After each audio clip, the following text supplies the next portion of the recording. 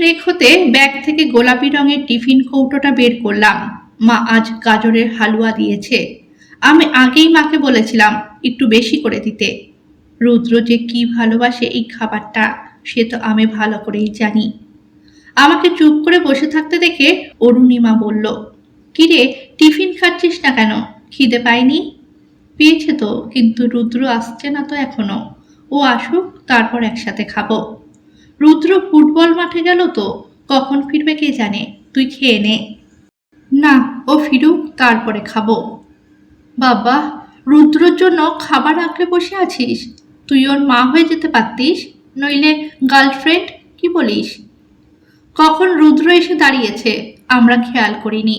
অরুণিমার শেষ কথাটা ওর কানে গেছে। ভ্রু কুচকে জিজ্ঞেস করলো ও, কে কার গার্লফ্রেন্ড রে? কে আবার? সিঞ্জিনি তোর গার্লফ্রেন্ড নাকি মা সেটাই বলছিলাম। টিফিন আঁকলে বসে আছে, কখন তুই আসবি তারপর খাবে একসাথে। রুদ্র কিছুক্ষণ হাঁ হয়ে রইল, তারপর পেট চেপে হাসতে আরম্ভ করলো। সিঞ্জিনি আমার গার্লফ্রেন্ড বলিস কি? আমি জানি না শুধু, আর কাউকে পেলি না তুই? শেষে এই মোটি ছিচকাদুনিটা আমার গার্লফ্রেন্ড? ওহ বাবা, হাসতে হাসতে পেট ব্যথা হয়ে গেল। আমি তেড়ে গেলাম রুদ্রর দিকে। এক লাথি মারবো শয়তান বাদর। আমি মোটি তোর মতো কেলে কার্তিকের গার্লফ্রেন্ড হতে কোনো ইচ্ছে নেই আমার। হাসি থামা হনুমান। রুদ্র কোনো মতে হাসি থামিয়ে বলল, আমি কালো হই বা যাই হই, কত হ্যান্ডসাম বল আমি। যা যা, হ্যান্ডসাম না কচু, ক্লাস 10-এ উঠে গেলি, এখনো একটা মেয়ে পটাতে পারলি না। দেখ গিয়ে ক্লাস 7-এর ছেলেগুলো একটা করে গার্লফ্রেন্ড আছে। তোর জনি লিভারের মতো চেহারাখানা দেখেই তো মেয়েরা পালায়, নিজেকে আবার হ্যান্ডসাম বলা হচ্ছে। দেখবি দেখবি একদিন জ্বলে পুড়ে মরবি। এমন এক মেয়ে পটাবো না, তোর রসগোল্লার মতন চোখ দুটো রাজভোগের মতন বড় হয়ে যাবে দেখিস। হ্যাঁ হ্যাঁ দেখবো। এখন এটা খা, মা বানিয়েছে।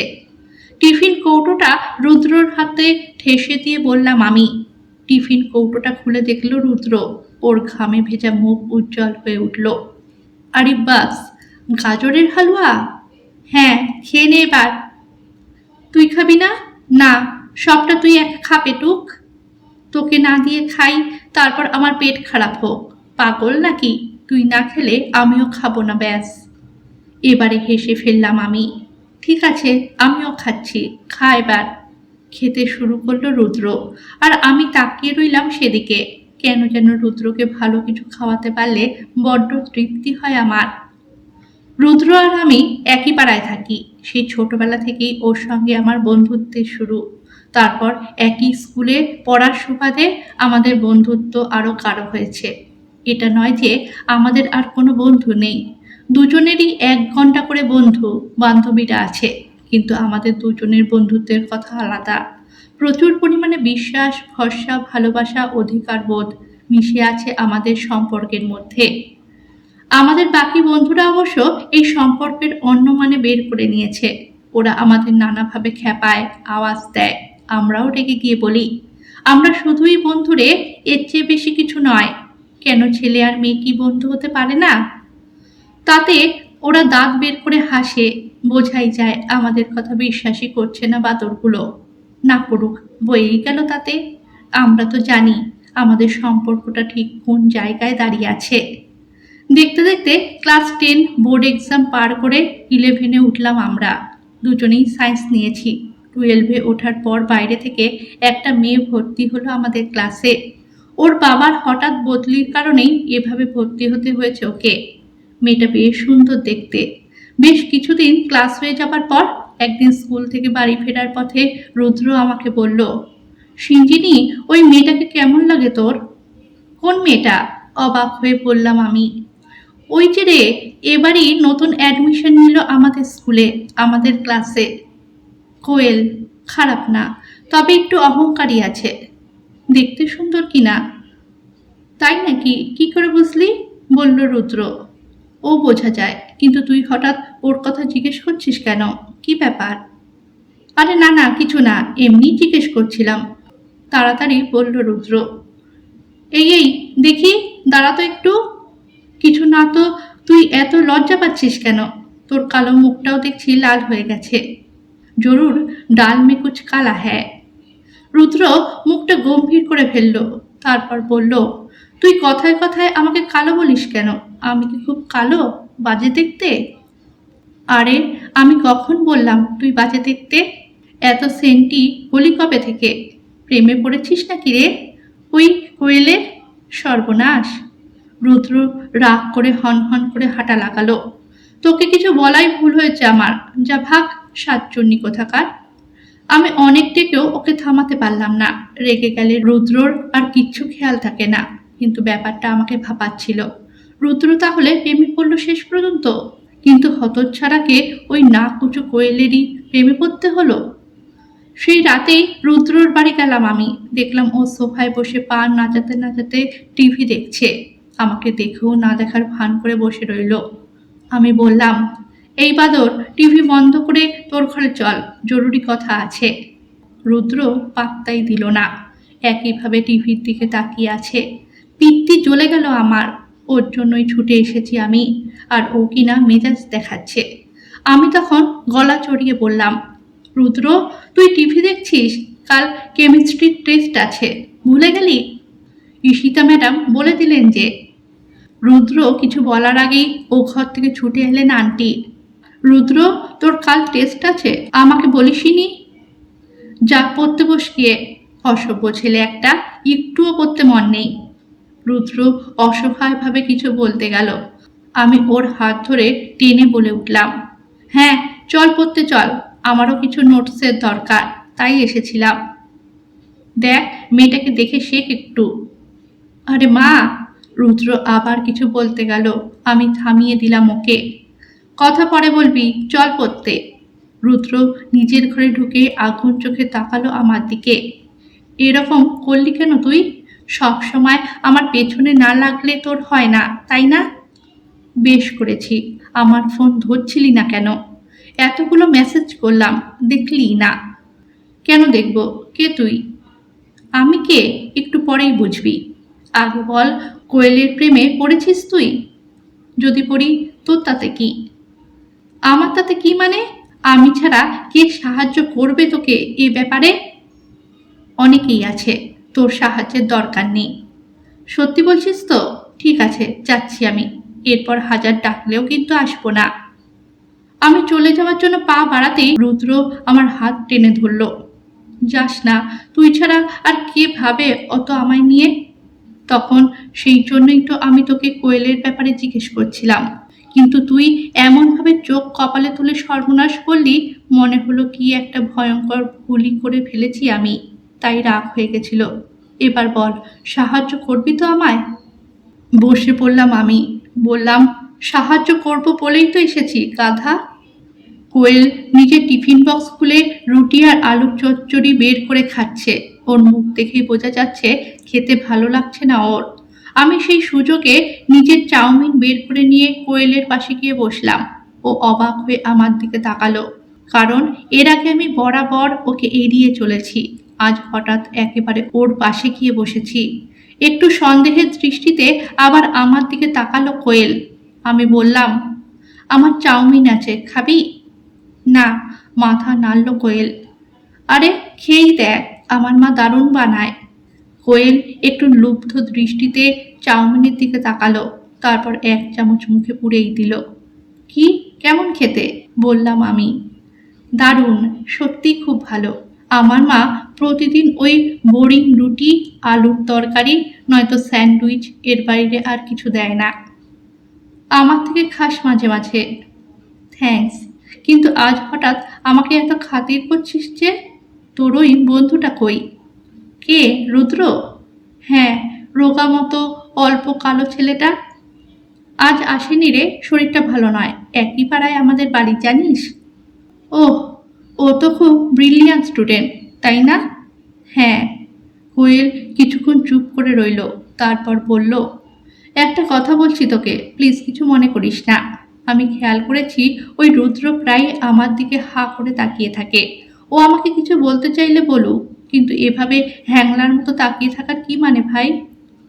আমার খুব রাগ ধরছিল কোয়েলের কথা শুনে, কিন্তু এখন সাবধানে কথা বলতে হবে। কোয়েলকে রাগালে চলবে না। মনে মনে রুদ্রকে গালাগাল দিয়ে দেতো হাসি মেরে বললাম, কেন তাকিয়ে থাকে সেটা ওকেই জিজ্ঞেস করতে পারিস। ইনফ্যাক্ট রুদ্রও তোর কথা জিজ্ঞেস করছিল। কাল রুদ্র এলে ওর সাথে কথা বলে নিস কেমন? আসলে রুদ্র তোকে পছন্দ করে, কিন্তু লজ্জায় বলতে পারছে না। সত্যি? কোয়েলকে দেখে মনে হচ্ছিল ব্যাপারটা জেনে ও খুব খুশি হয়েছে। হবে নাই বা কেন, ক্লাসের সেরা স্টুডেন্টদের মধ্যে একজন রুদ্র, চেহারাও সুন্দর, ওর ব্যাপারে মেয়েরা আগ্রহী হবেই। এরপর শুরু হলো রুদ্র আর কোয়েলের প্রেম। ক্লাসের বাকি যারা ব্যাপারটা জানলো তারা তো আকাশ থেকে পড়ল। সেই ক্লাস 1 থেকে ওরা আমাকে আর রুদ্রকে একসাথে দেখে আসছে। ওরা শিওর ছিল রুদ্রর সঙ্গে আমারই এমন সম্পর্ক হওয়া উচিত। আজ হঠাৎ কোয়েল কোথা দিয়ে ঢুকে পড়ল সেটাই তারা বুঝতে পারছিল না। আমার খুব মজা লাগছিল এতদিন ওদের ভুল ভাঙিয়ে দিতে পারলাম বলে। এক রবিবার রুদ্র এসে হাজির আমাদের বাড়িতে। সিঞ্জিনি, চল একটা মুভি দেখে আসি, কোয়েলও যাবে। মারকুটে নে একটা, তোরা দুজনে প্রেম করতে যাচ্ছিস, মাঝখানে আমি কেন কাবাব মেয়ে হাড্ডি হতে যাব রে? আরে সবসময় কি শুধু প্রেমই করি নাকি আমরা? আজকে শুধুই বন্ধুত্ব দিবস, চল তো। না রে, আমি যাব না। আরে কতদিন আমরা একসাথে মুভি দেখিনি, চল না, দারুণ মুভিটা। তাই বলছিলাম বিকাশও যাবে। রুদ্র জোড়াজড়িতে রেডি হয়ে বেরোলাম আমি। একটা কথা রুদ্রকে বলিনি আমি, মানে বলতে পারছি না ওকে। আমি আমার সিক্স সেন্সে অনুভব করেছি কোয়েল আমার উপস্থিতি একেবারেই পছন্দ করে না। স্কুলে ওর আর রুদ্রর আড্ডার মাঝখানে আমি গেলেই কোয়েলের মুখে স্পষ্ট হয়ে ওঠে বিরক্তির ছাপ। বেশ কদিন ধরেই এটা বুঝতে পারছি আমি।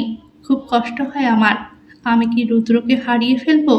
কিন্তু সে তো আমি ভাবতেও পারি না। রাস্তার মোড়েই ট্যাক্সিতে বিকাশ আর কোয়েল অপেক্ষা করছিল। রুদ্রর সাথে আমাকে দেখেই ভ্রু কুঁচকে গেল কোয়েলের। রুদ্র অবশ্য খেয়ালই করলো না সেটা। খোশ মেজাজে গল্প করতে থাকলো। কোয়েল ইচ্ছে করে উপেক্ষা করছিল আমাকে। মলটাতে পৌঁছেই বেঁকে বসলো কোয়েল। আমার খুব মাথা ধরেছে, মুভি দেখব না, চল কফি শপে গিয়ে কফি খাই বরং। রুদ্র তখন আমাকে বলল, সিঞ্জিনি, মুভি অন্যদিন দেখব না হয়, বেচারির মাথা ধরেছে, চল কফি খাই। আমার খুব রাগ হচ্ছিল, মুভি দেখাবে বলে নিয়ে এলো আমাকে, এখন কোয়েলের জন্য অন্য কথা বলছে। আমাকে নিয়ে আসারই বা কি দরকার ছিল ওর? তবু রাগ সামলে আমি বললাম, ঠিক আছে চল, কিন্তু আমাকে ব্রাউনি উইথ আইসক্রিম খাওয়াবি তো? সঙ্গে সঙ্গে কোয়েল বলল, তুই এসব খাস না রে সিঞ্জনি, কিরকম মোটা হয়ে যাচ্ছিস দেখছিস না? আমি বুঝতে পারছিলাম কোয়েল ইচ্ছে করে আমাকে অপমান করছে। আমি রুদ্রর দিকে তাকালাম। রুদ্রও দেখি বলছে, কোয়েল একেবারে ঠিক বলেছে সিঞ্জিনি, এবার থেকে ডায়েট কন্ট্রোল করতে শুরু কর, শেষে ছোটোখাটো একটা হাতির মতো হয়ে যাবি। কোয়েলকে দেখ কিরকম মেনটেন করে। বিকাশ দাঁত বের করে হাসছিল। কোয়েল ঠোঁট চেপে। আমার কেন এত কষ্ট হলো, সবার সামনে রুদ্র এভাবে বলল আমাকে।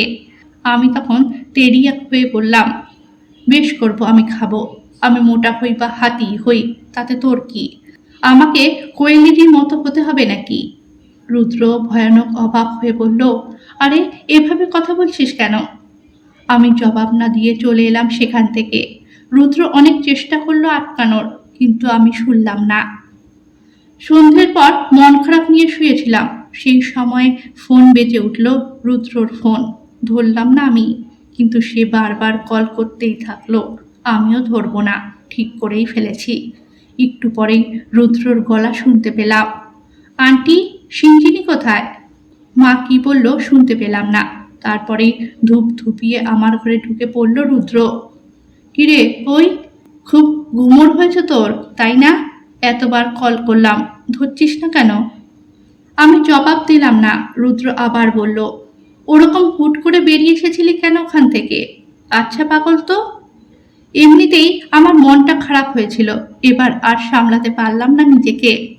হ্যাঁ, আমি তো পাগলই, আমি পাগল, আমি মোটা, আর কোয়েলের সব ভালো, জানি তো। প্লিজ আমার সাথে আর মিশিস না, আমার সব কিছুই যখন খারাপ লাগে তোর। বলতে বলতে কেন যে চোখ দিয়ে জল গড়িয়ে পড়ছিল আমার। এতক্ষণের চেপে রাখা কষ্ট যেন আর বাঁধ মানছিল না। রুদ্র কিছুক্ষণ স্থির চোখে আমার দিকে তাকিয়ে রইল। কষ্ট, মায়া, সহানুভূতি, না ভালোবাসা, কি যে ছায়া ফেলেছে ওর চোখে বুঝতে পারছিলাম না। তুই এরকম করছিস কেন সিঞ্জিনি?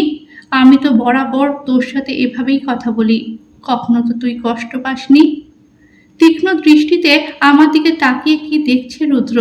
অস্বস্তি হতে লাগলো আমার। তাড়াতাড়ি চোখের জল মুছে নিয়ে বললাম, কই কষ্ট পাচ্ছি? কষ্ট পাচ্ছিস না? তবুও চোখে জল? তবে কি কোয়েলের জন্য? তুই কি আমাকে ভালোবাসিস সিঞ্জিনি? কেঁপে উঠলাম আমি। বললাম, ভালোবাসি তো, সেই কবে থেকে, বুঝিস না? তুই তো আমার বেস্ট ফ্রেন্ড। হুম, সেরকম ভালোবাসা নয়, অন্যরকম। আমার ভেতর পর্যন্ত কেঁপে উঠল এবার। রুদ্র যেন এক ঝটকায় আমার চোখের পর্দা সরিয়ে দিয়েছে, আয়নার সামনে মুখোমুখি দাঁড় করিয়ে দিয়েছে আমাকে। আমি নিজেকে স্পষ্ট দেখতে পাচ্ছি সেখানে। আমি রুদ্রকে ভালোবাসি, তাই আমার এত কষ্ট, এটাই সত্যি। তুই আগেই আমাকে বললি না কেন পাগলি? তাহলে তোকে এত কষ্ট পেতে হতো না। এখন যে আর কিছুই করার নেই। রুদ্রর চোখে ব্যথার ছায়া। আমি এবার জোর করে হেসে উঠলাম। তোর মাথা খারাপ হয়ে গেছে? তোর মতো বাদরের প্রেমে পড়বো? ভাবলি কি করে? ছোটবেলা থেকে তোকে চিনি, আস্ত হনুমান একটা। যা যা, বড় বড় ডায়লগ দিস না। তবু রুদ্র তাকিয়ে আছে। আমি আবার বললাম, এবারে কিন্তু গাঁটটা মারবো এরকম হাঁ করে তাকালে। মাথার ঢিলে স্ক্রুগুলো এবার টাইট দিয়ে দেব। ফিল্মি ডায়লগগুলো ভুলে যাবি একেবারে। এবারে হেসে ফেলল রুদ্র। ওর চোখ থেকে সরে গেল সন্দেহের ছায়া। এবারে মনে হচ্ছে তুই সিঞ্জিনি বটে, আমার সেই ছোট্টবেলার বন্ধু। এতক্ষণ কেমন অচেনা লাগছিল তোকে, ঘাবড়ে গেছিলাম। বাপরে! হাসতে হাসতে বলল রুদ্র। আমিও হাসছিলাম। অনেক সময়ই তো কত রকমের কষ্ট বুকে চেপেও মানুষকে হাসি মুখে থাকার অভিনয় করতে হয়। আমিও না হয় একটু অভিনয় করলাম। রুদ্রকে আজীবন বন্ধু হিসেবে পাশে পাবো, এটাই বা কম কিসে।